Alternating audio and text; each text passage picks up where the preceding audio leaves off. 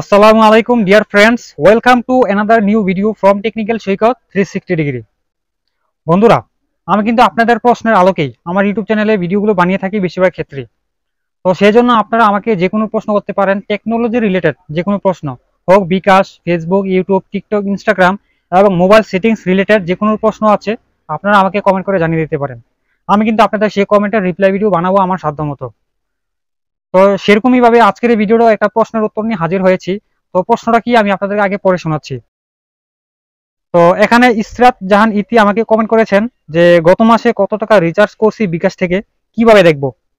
মানে উনি জানতে চেয়েছেন যে গত মাসে বিকাশ থেকে কত টাকা রিচার্জ করেছেন, মোট কত টাকা রিচার্জ করেছেন।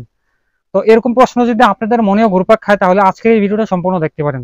শুধু বিকাশে কত টাকা রিচার্জ করছেন সেটা নয়, কত টাকা ক্যাশ ইন করেছেন, কত টাকা সেন্ড মানি করেছেন, কত টাকা ক্যাশ আউট করেছেন, বা কত টাকা পে বিল এবং যত লেনদেন করেছেন প্রত্যেকটা স্টেটমেন্ট কিন্তু আপনারা জানতে পারবেন। তো ভিডিওটা অবশ্যই শেষ পর্যন্ত দেখতে থাকুন, আশা করি আপনাদের অনেক কাজে লাগবে। তো চলুন কথা না বাড়িয়ে মূল ভিডিওতে যাওয়া যাক। আমি আপনাদেরকে মোবাইল স্ক্রিনে গিয়ে সম্পূর্ণ প্রসেসটা খুব সহজে বুঝিয়ে দিচ্ছি। তো বন্ধুরা, ভিডিওটা শুরু করার আগে আপনাদেরকে একটা রিকোয়েস্ট করব, যারা চ্যানেলে নতুন এসেছেন তারা অবশ্যই এই ভিডিওতে লাইক করে দিবেন এবং সাবস্ক্রাইব করে পাশে থাকা বেল আইকনটিতে ক্লিক করে দিবেন।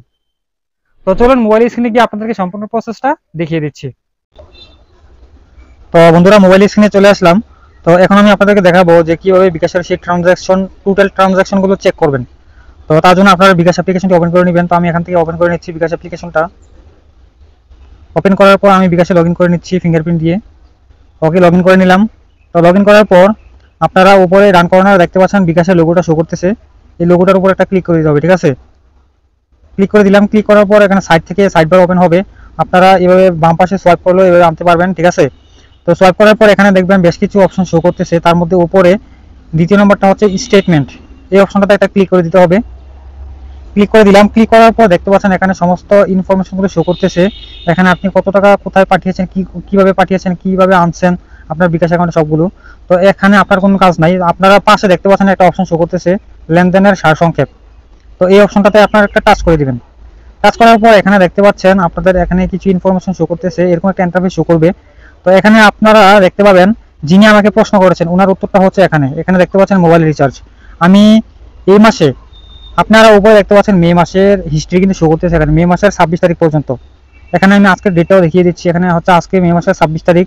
তো এখানে দেখতে পাচ্ছেন 26 তারিখ পর্যন্ত যত লেনদেন করেছি আমি সবগুলো এখানে শো করতেছে। তো এখানে রিমোট রিচার্জ করছি কত টাকা, 250 টাকা। তারপর এখানে রিসিভ মানি করছি কত, এত টাকা। তারপর সেন্ড মানি করছি কত টাকা, এত টাকা। কতবার করেছি, 5 বার, 3 বার, 10 বার, 5 বার, 1 বার, 4 বার। এখানে পে বিল করেছি এতবার, এত টাকা। পেমেন্ট করেছি এত টাকা, ঠিক আছে। মানে পুরো হিস্ট্রি আপনারা এখানে টোটাল ট্রানজাকশন গুলো দেখতে পাবেন, প্রতি মাসের হিসাবগুলো। তো এখানে আপনারা মে মাসেটা দেখতে পাচ্ছেন, এখানে মে মাসের ট্রানজাকশন গুলো দেখাচ্ছে। আপনারা যদি আগের মাসের ট্রানজাকশন গুলো দেখতে চান তাহলে আপনারা এখানে এই অ্যারো চিহ্নতে একটা ক্লিক করে দিতে হবে। এই অ্যারো চিহ্নটাতে একটা ক্লিক করে দিতে হবে। তো ক্লিক করে দিলাম। ক্লিক করার পর আগের মাসের হিসাবগুলো এখানে চলে এসেছে। এইভাবে আপনারা দেখতে পাবেন। আপনারা কিন্তু লাস্ট 3 মাসের হিসাব দেখতে পারবেন, এর আগের মাসের গুলো হিসাব দেখতে পারবেন না। যেমন আমি আবার টিপ দিচ্ছি এখানে। এটা করার পর দেখতে পাচ্ছেন মার্চ মাসের পরে আর যাচ্ছে না, মার্চ মাসের আগে আর যাচ্ছে না। তো এখানে আপনারা কি হাইস্ট লাস্ট 3 মাসের ট্রানজাকশন গুলো দেখতে পারবেন এখান থেকে। তো আশা করি বন্ধুরা বুঝতে পেরেছেন। তো এখানে যদি আপনাদের কোনো কিছু বুঝতে অসুবিধা হয় তাহলে আমাকে কমেন্ট করে জানিয়ে দেবেন। তো বন্ধুরা, ভিডিও শেষ পর্যায়ে চলে এসেছি। তো আপনারা কোন কোন বিষয়ে ভিডিও চান সেটা অবশ্যই কমেন্ট করে জানিয়ে দিবেন, তার কারণ সেই কমেন্টের উপর ডিপেন্ড করে আমি ভিডিও বানাবো। তো সে পর্যন্ত সবাই ভালো থাকবেন, সুস্থ থাকবেন। আল্লাহ হাফেজ।